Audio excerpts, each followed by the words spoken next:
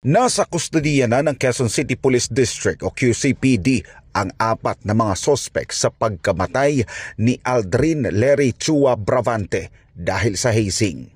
Andito tayo ngayon sa Biak na Bato Street, corner Calambay Street, Santo Domingo, Quezon City. At dito sa ilalim ng abandonadong gusali na ito sa lugar ay dito daw isinagawa ang initiation rites ng Tau Gamma Phi PCCR chapter para kay Aldrin. Papasukin natin ngayon kung gaano kasikip yung lugar kung saan nangyari ang pagpapaddle o hazing para kay Aldrin. So, itong makipot na daan na ito, dito sila pumasok. Nangyari ito October 16 alas 2 ng hapon kahapon. Ayon sa impormasyon ng Philippine National Police, nakaranas ng 60 paddle hits si Aldrin bukod pa doon sa mga pasang natamo sa mga ginawang pagpapaso sa kanya ng sigarilyo.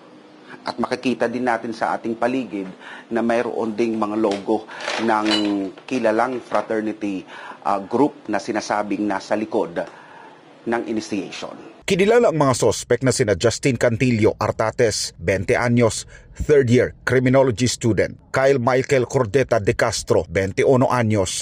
Kasama rin sila Lexer Angelo Diala Manarpies, 20 anyos, at Mark Leo Domicilio Andales, 20 anyos.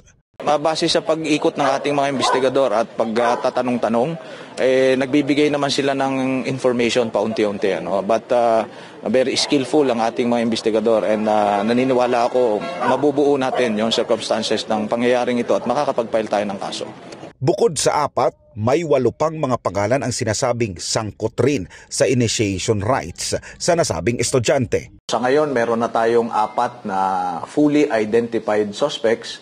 At in the course of our investigation, nakapag-identify pa tayo partially ng 8 na suspects pa. Although first name and aliases pa lang yung 8 na yon, magtutuloy-tuloy ang ating pag-imbestiga para ma-identify natin yung 8. But hindi pa tayo tumitigil dyan. Patuloy pa tayong nangangalap ng mga ebidensya sapagkat pwedeng madagdagan pa itong mga suspect na ito. Kaya yung mga CCTV na nandun sa paligid ng initiation rites or crime scene ay kinakalap ng ating mga investigador para makakuha tayo ng karagdagang ebidensya. Ganon din yung mga tao dun sa paligid.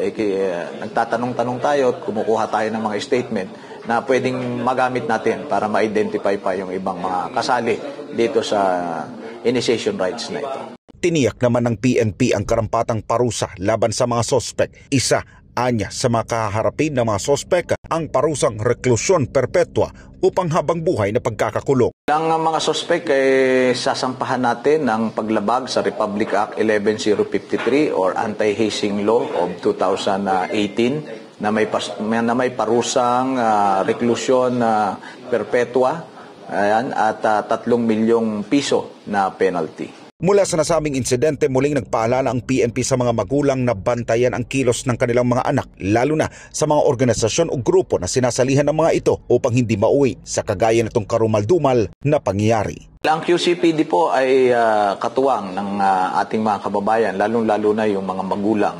Bantayan po natin yung aktibidad ng ating mga anak. Kung maaari, dapat kilalanin natin yung kanilang mga kaibigan.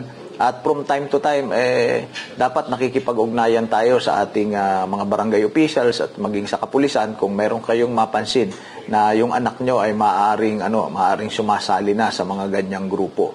At tayo naman sa kapulisan, siyempre nakahanda tayong laging tumulong sa ating mga kababayan sapagkat katuwang naman ng ating komunidad ang pulis. Ganon din ang ating mga barangay.